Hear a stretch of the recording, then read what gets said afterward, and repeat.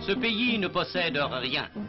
Rien que de tristes étendues, des rochers gris ou rouges, des pierrailles, et frappés sur ces paysages vides, des caravanes qui remontent du Sahara.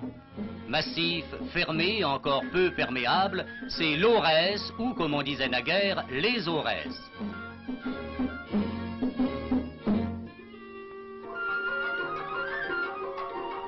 Dans ces villages de pierre, rôtis par les soleils de 1000 étés, vit une race de paysans. Vit ou plutôt fait escale, car tout au long de l'année, il faut faire et refaire les gestes du départ, rappeler le fils qui garde les chèvres, charger les mules, prendre la route.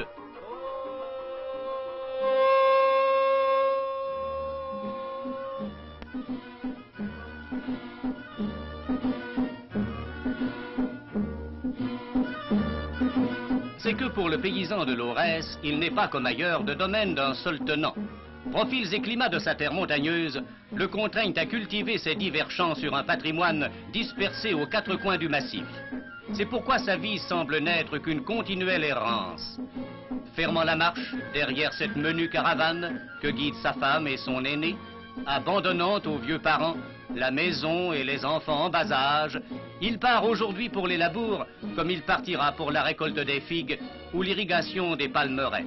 Car pour vivre, il lui faut du blé. Et les terres à blé se trouvent sur les plateaux du nord. Des dattes et les palmiers ne prospèrent que dans les crevasses du sud. Quelques légumes et quelques fruits. Et les vergers n'existent que sur les terrasses de l'Oued Abdi.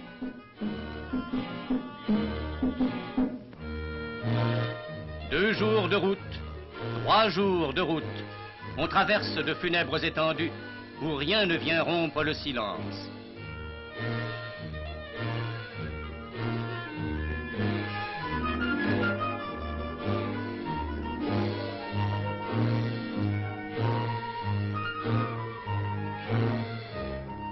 On marche, tirant les mules ou portés par elles. Et le soir, on fait halte sur un piton où l'on dormira à la belle étoile, près d'un feu de brindilles.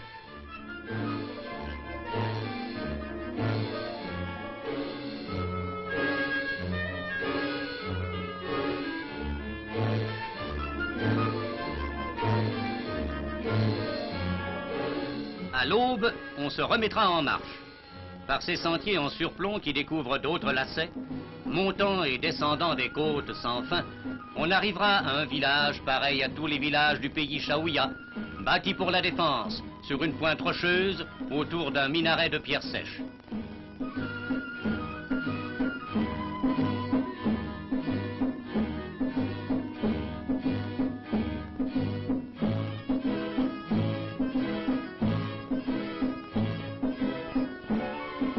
C'est un village qu'on connaît bien, qu'on retrouve plusieurs fois par an, et où plusieurs fois par an, on vit 15 jours d'affilée.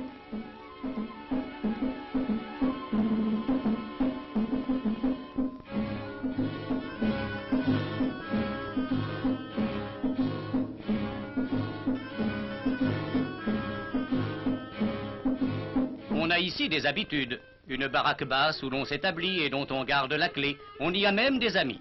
En somme, on y est aussi chez soi. C'est simplement le village du champ de blé.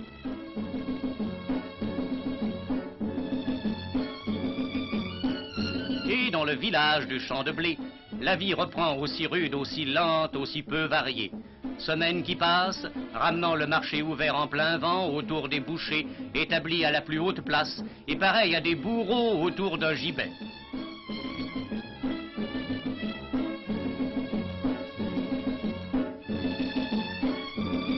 Semaines qui passent, pendant lesquelles, dans le vent qui rudoie les êtres et glace les rochers, on tirera l'arère grossier qui écorche à peine le sol.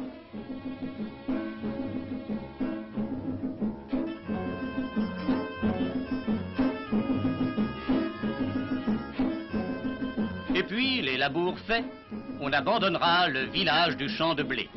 On y reviendra pour les semailles, pour la moisson. Et pendant l'intervalle, au rythme des saisons, on se sera mis en route vers le sud, vers la vallée de l'Oued Abiod, où s'égrène un chapelet d'oasis. Chaque paysan de l'Aurès y possède quelques palmiers qui assurent sa provision de dattes. et le village de Rouffy, invisible du plateau, se découvre tout d'un coup dans l'échancrure du défilé, avec ses maisons étagées le long de la falaise, autour de son oasis, allongé au fond du précipice.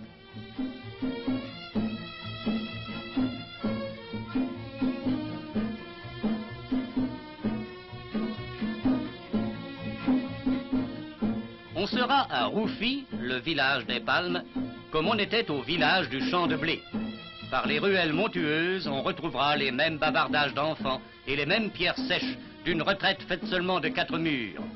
Sur la terrasse, on mettra mûrir au soleil d'hiver les dattes de la récolte, et quand retourné chaque jour, les dattes seront parfaitement mûres, les travaux d'entretien accomplis, la vie aura coulé, des jours seront passés, et la route, à nouveau, sera ouverte.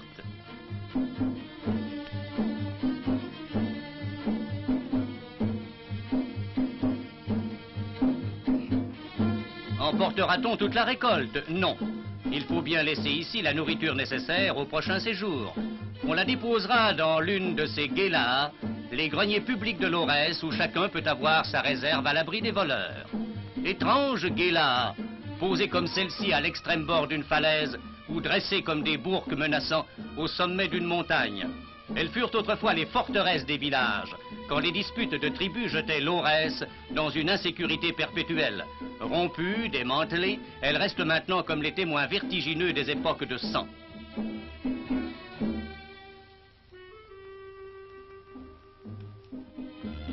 Ainsi, ces restes qui dominent le rocher de la Caïna, dernier refuge de la résistance berbère au temps très ancien de l'invasion arabe.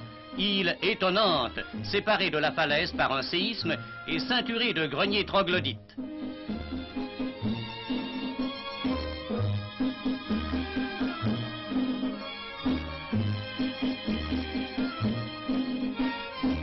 De nouveau sur les routes.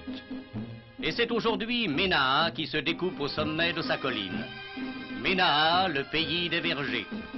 Chacun des Chaouïas de l'Aurès possède ici quelques figuiers, quelques noyers, quelques légumes, le tout clôturé de cactus qui, le printemps venu, s'illuminent de fleurs étonnantes.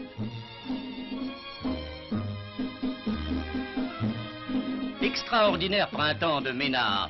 Les fleurs forment au rocher de tendres parures. Les ruisseaux gonflés par les neiges réfléchissent en ciel pur. La vie passe.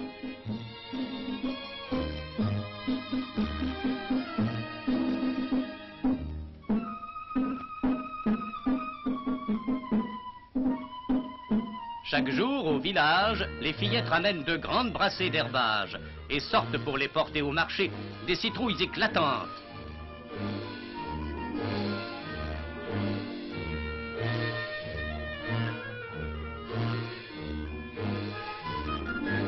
Et l'année tourne.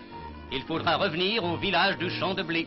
C'est la moisson, la récolte, la promesse de la vie pour ce paysan pèlerin qui ne peut compter que sur ses pauvres domaines répartis sur les axes de la rose des vents.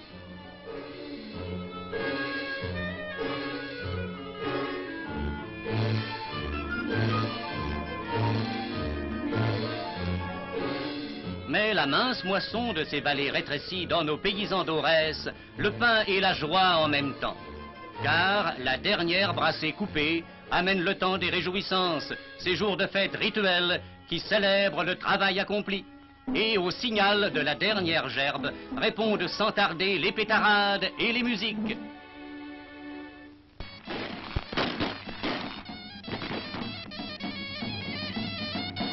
Voici venu le temps où chaque déchira s'emplit de danse et de musique, où les robes les plus éclatantes sortent des coffres, où les colliers de pièces d'argent s'augmentent d'un rang. Le temps, enfin, où l'on reste au village.